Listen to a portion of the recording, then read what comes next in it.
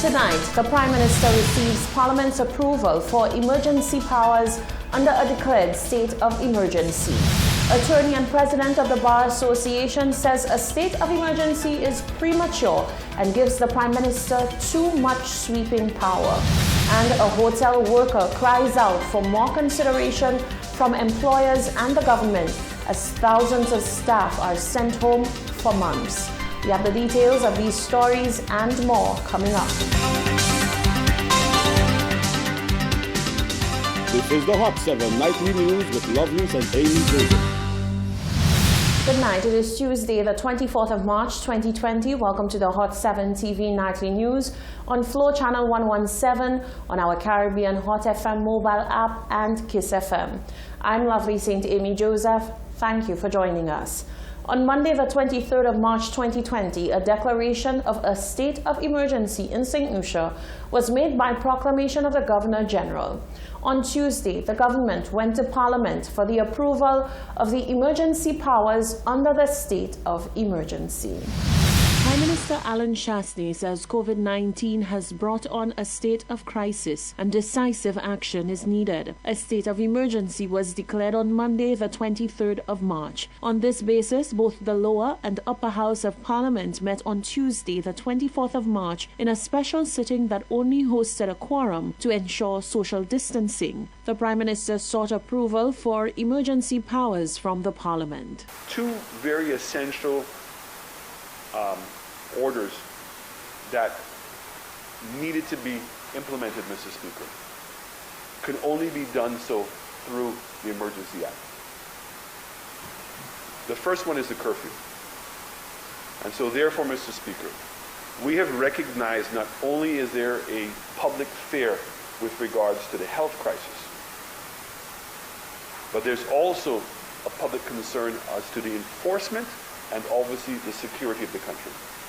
I am hoping, Mr. Speaker, that the recent experiences that we have seen with people's behavior and lawlessness to some extent, that we have learned our lesson, and hopefully through the appeal of myself, the appeal of the Leader of the Opposition, and the appeal of many of the other civil society leaders that we have in this country, that it will not be necessary to extend those hours, and that we're going to get the cooperation of everyone.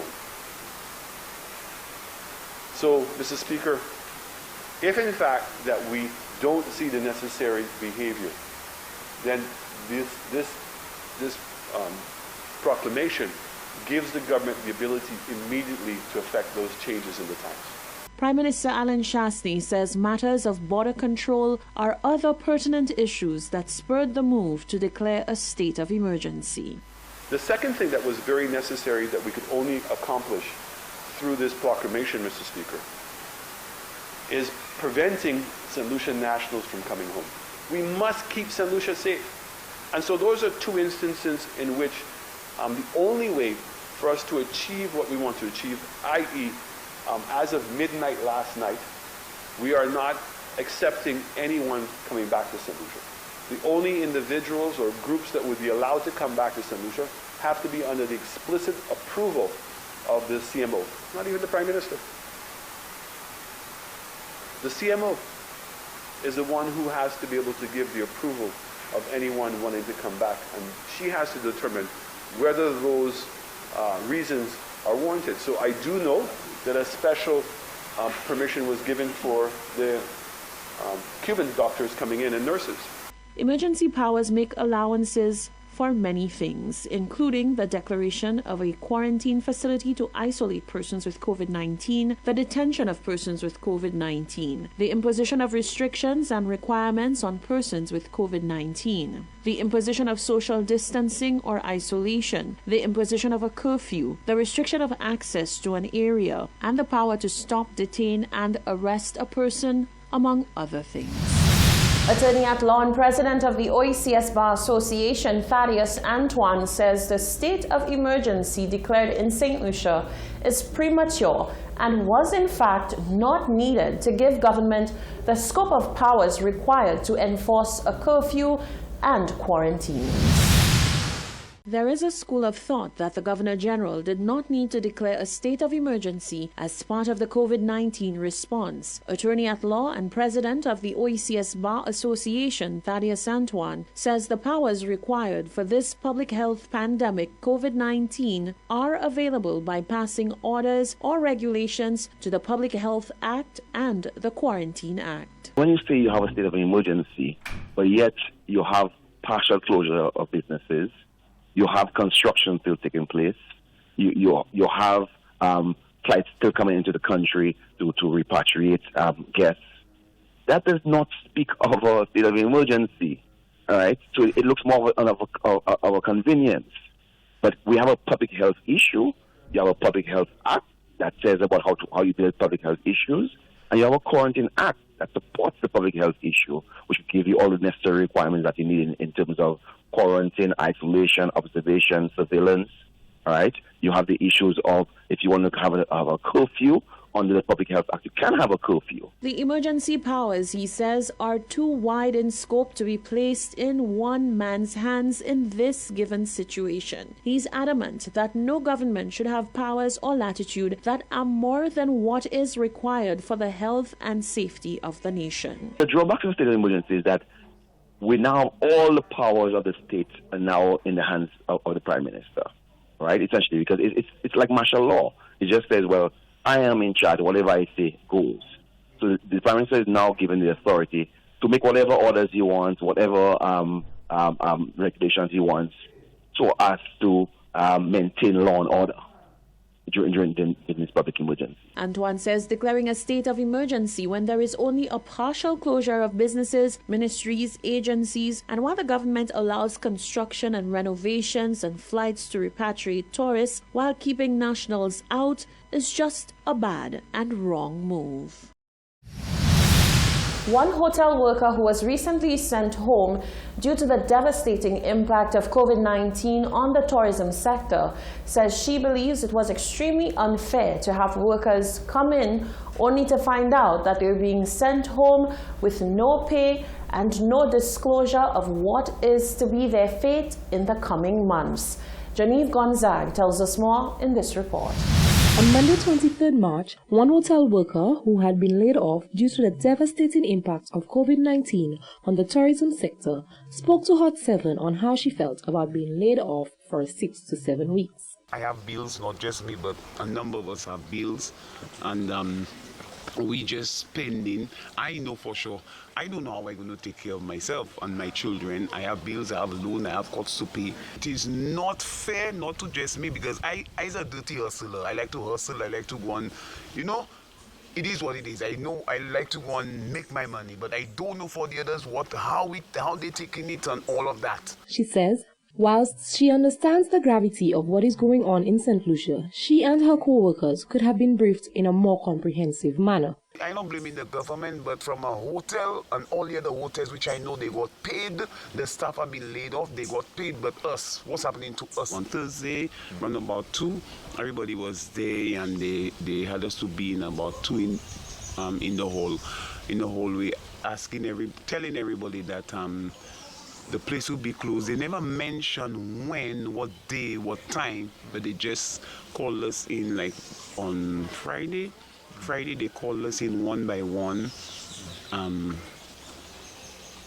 do you call it? People, staff by staff, giving them a letter stating that, okay, you will be laid off. She says the way in which the layoffs were rolled out did nothing to put workers' minds at ease or offer hope for the future. It's very much unfair. Because what they should have done, just let everybody know that we will be sent home without pay rather than having us to dress up and come to work. Because the majority of people, they dress, come to work, and then next minute, they're not at work, they're not doing anything. They've been sent back home. So they should alert us, give us an advance notice, and so by then we would know where we stand. She says, up to this point, staff members have received very little information about what, if any, measures are being put in place by the employer. Reporting for Hot 7 News, I am Genevieve Gonzague. Now we're going further afield to see the devastating impact that COVID-19 is having in other parts of the world. New York Governor Andrew Cuomo has pleaded for medical supplies, warning that COVID-19's peak in the state will be worse than anticipated. He said the apex is higher than they thought and is sooner than they thought. He was speaking to reporters on Tuesday. He said the federal government was not sending enough equipment to combat the crisis, noting that the state needs 30,000 ventilators. New York now has over 25,000 confirmed cases of the virus and at least 210 deaths. India is to impose a nationwide lockdown in an attempt to slow the spread of the virus. The restrictions will apply from midnight and will be enforced for 21 days. The new measures follow a sharp increase in cases in recent days. There have been 519 confirmed cases in India and 10 reported deaths. Another 514 people have died in Spain over the past 24 hours, raising the death toll to 2,696 as the number of infections surged toward 40,000, the government said on Tuesday. As the health authorities step up the number of tests, the number of people who have been diagnosed with COVID-19 rose by nearly 20%. In other news, a leader of the opposition, Philip J. Pierre, says it is painful to see the utter disregard for advice and protocol during this COVID-19 crisis. He questions why there is a general mistrust of the government and its officials by members of the public. We have to look at what got us there. And it pains me when I hear the grief in the Prime Minister's heart when he says that solutions refuse to listen to things that will benefit them. We have to ask ourselves why. Why is there such distrust and mistrust and division in a country of 165,000 people? Why can people understand that prohibiting them from gathering in spaces is not because anybody hates them, it's because it is for their own health.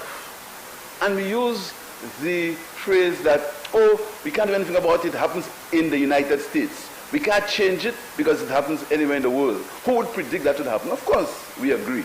But the fact is, we are a small country. And it's really painful.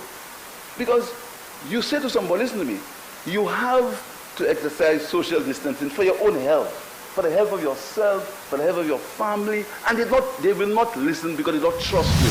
Yes, says in enforcing protocols, we must not forget our humanity, and there must be sensitivity to psychosocial effects on the country's citizens.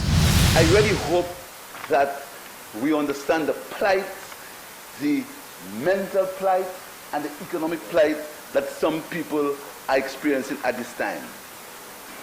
We have to put ourselves in their place. We have to think about this morning. I spoke to a lady who was in quarantine. She came from England and she's in quarantine. She lives comfortably. She has a comfortable house. She has no issues. And she literally was crying because she said that she was feeling like a prisoner. He called the COVID-19 crisis a teaching moment and a matter worthy of reflection. This is the Hot 7 TV Nightly News. When we return, the Prime Minister announces the imminent arrival of hundreds of Cuban medical professionals to assist St. Lucia in the COVID-19 fight. A call for vulnerable women to be government's priority as opposed to hotels. And the government is called upon to clear up the blurred lines. That and more coming up after the break.